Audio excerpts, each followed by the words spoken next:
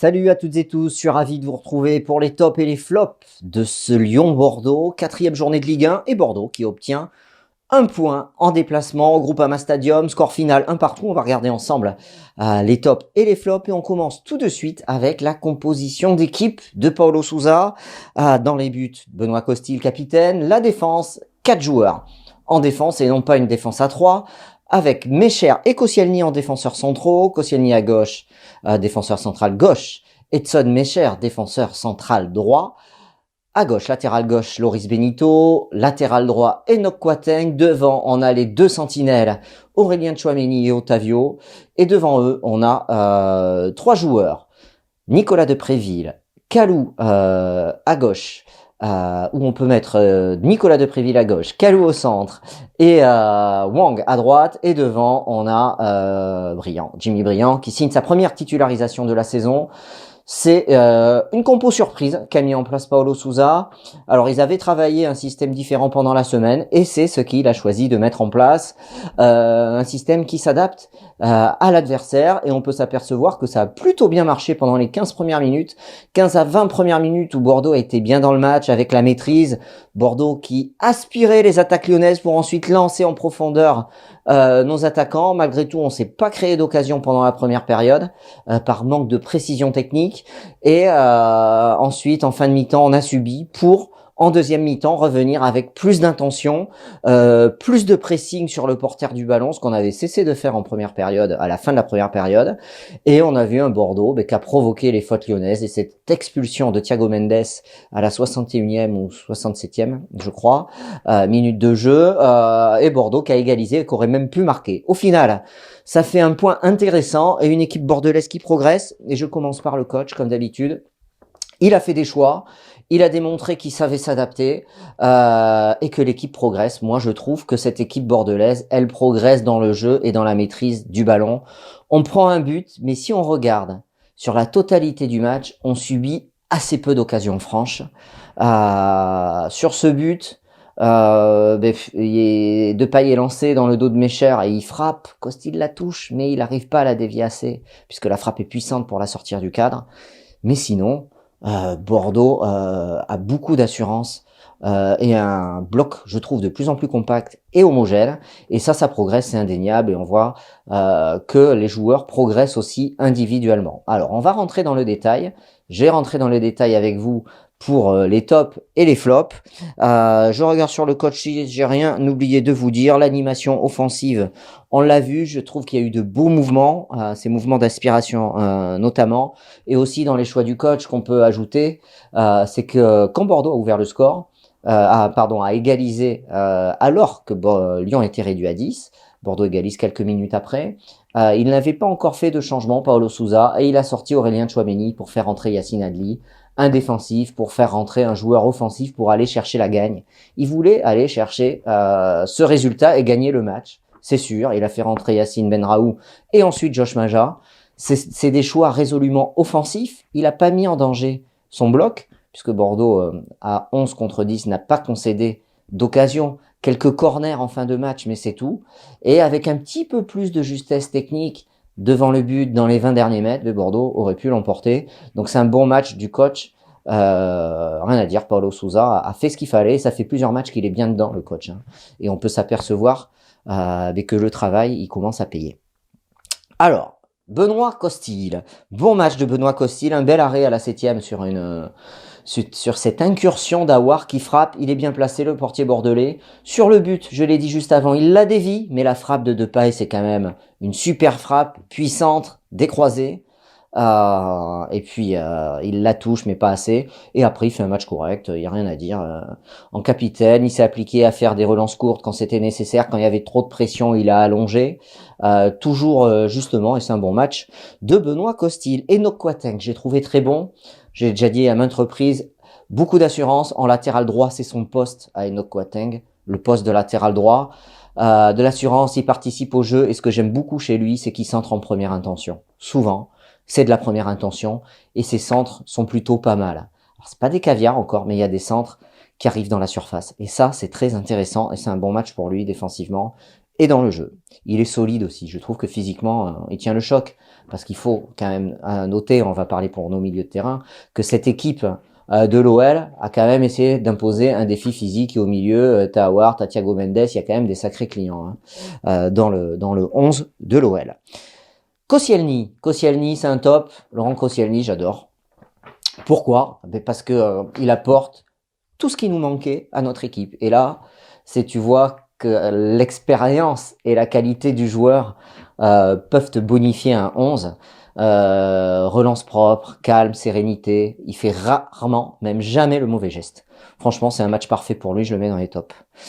Mes chers, alors, excepté où il se fait prendre dans le dos par Depay, et je pense qu'il y a hors-jeu, en tout cas sur le révélateur de Canal, on voit qu'il y a un pied qui est hors-jeu. On a vu de hors-jeu sifflé pour ça, notamment avec le VAR, pardon. Excepté ça, je trouve qu'il a fait un match sérieux, et il monte en puissance, je trouve, Edson Mecher, donc ça c'est de bon augure pour la défense bordelaise. Que ce soit dans la relance, il a placé une tête aussi, offensivement, juste au-dessus à la 63e, qui aurait pu permettre aussi à Bordeaux de marquer un but. Donc c'est un bon match dans l'ensemble, malgré le fait qu'il se soit fait prendre dans le dos par Depay. Loris Benito, je trouve qu'il a été très attentif et très sérieux face à Maxwell Cornet et sa vitesse. Benito, c'est un joueur longiligne. Par contre, il est dans les duels, il est au harcèlement. C'est lui qui est impliqué sur le but des Girondins de Bordeaux. Je vous décris le but si vous l'avez pas vu. Samuel Kalou qui a le ballon, il fait l'appel de balle sur le côté. Samuel Kalou dédouble et il centre. Et il centre toujours dans la surface. Et c'est toujours propre, ces centres avec Loris Benito. Je trouve qu'on a gagné en qualité sur les deux côtés avec cet effectif, les deux latéraux. Et donc il est à l'origine du centre qui amène le but de Jimmy Briand. Même si sur son centre il y a une déviation de Lopez, une frappe de Depréville qui est repoussée. Et ensuite ça revient sur Briand. Ça part de ce côté gauche qui est plutôt performant et c'est un bon match pour Loris Benito. Otavio, je mets dans les tops. Je vais m'expliquer pourquoi. Je trouve qu'il est énorme. Il est énorme. Il a un petit passage à vide à un moment donné dans le match, mais très léger. Comme je vous l'ai dit, il y a des sacrés clients au milieu. Par contre, il est sentinelle gauche, sentinelle droit. Quand il voit que ça va pas du côté de Tchouaméni, il y va. Il arrive même à jouer de plus en plus vers l'avant, ce qui n'était pas le cas avant. Justement, c'est le cas de le dire. Il va vers l'avant. Il arrive à faire les 2-3 premiers mètres pour s'élancer vers l'avant et casser des lignes. Et ça, c'est parfait, d'autant qu'il est très performant dans la récupération de balles et pour gratter ses ballons. Et techniquement, il est quasiment impeccable, quoi. Il a peut-être raté une ou deux passes dans le match, quoi. Encore un très bon Otavio, encore au top ce soir. La semaine dernière, il était déjà au top. Aurélien Tchouaméni. Alors, Aurélien Tchouaméni, c'est le joueur qui a besoin de progresser. C'est ce jeune à qui on fait confiance et qui a besoin de progresser au milieu du terrain. On a vu Souza longuement lui parler à la pause fraîcheur au bout de la 25e. Et je le comprends que le coach ait souhaité le replacer. Pourquoi? Parce que je trouve qu'il est pas bien placé encore. Ça progresse un petit peu, mais il manque encore cet impact physique, ce placement, couper des lignes, être au pressing au bon moment. Quand tu dois intervenir sur le joueur qui reçoit le ballon, mais il faut être près de ce joueur-là. Donc il y a beaucoup de progrès encore à faire pour lui. Il a fait quelques interceptions au cours de ce match, c'était plutôt pas mal. Voilà, donc c'est un match moyen de sa part, ça progresse. Et il y a encore beaucoup à faire. Remplacé à la 72e par Yacine Adli, j'en parlerai tout à l'heure. Nicolas Depréville, je trouve en difficulté en première période, notamment techniquement. Beaucoup d'erreurs techniques. Par contre, c'est vrai qu'il se dépense beaucoup mieux au retour du vestiaire, certainement replacé par Paulo Sousa, où il était entre les lignes. Il s'est rendu beaucoup plus disponible pour ensuite soit décaler Wang, soit décaler Kalou, soit jouer avec Briand, ce qu'il n'avait pas réussi à faire en première période. Et on a vu que le jeu bordelais, tout de suite, s'est trouvé mieux quand Nicolas Depréville a été mieux dans son match. Donc au final, ça fait une bonne prestation pour le bordelais. Samuel Kalou, un peu moins en vue que face à Dijon. Il y avait d'autres adversaires. Il percute, il dribble, il tente. Des fois, il réussit pas. Il est collectif. C'est lui qui dédouble avec Benito sur le but bordelais. Il est plus collectif qu'avant, puisque moi, je lui reprochais la saison dernière d'aller tout droit et d'oublier ses coéquipiers, même un petit peu en début de saison. Et là, je trouve que ça s'est amélioré. Il s'est amélioré sur ce match-là. Au final, c'est pas un top, mais c'est un bon match pour le Nigérian. Wang. Alors Wang, c'est la déception pour moi sur cette rencontre. C'est un petit flop pour lui. Je vais vous dire pourquoi.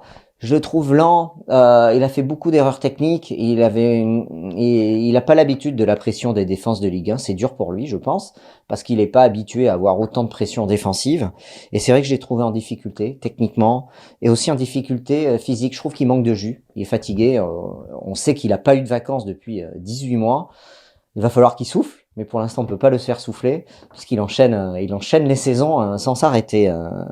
Le Sud-Coréen remplacé à la 75e par Yacine Benraou, j'en parlerai tout à l'heure. Jimmy Briand, Jimmy Briand, s'il n'avait pas marqué son but, je crois que j'aurais mis dans les flops, pour être honnête avec vous, parce que je trouve qu'il était en difficulté face à la défense lyonnaise, qu'on a eu du mal à le trouver dans le jeu, il a eu lui aussi beaucoup de mal à se rendre disponible.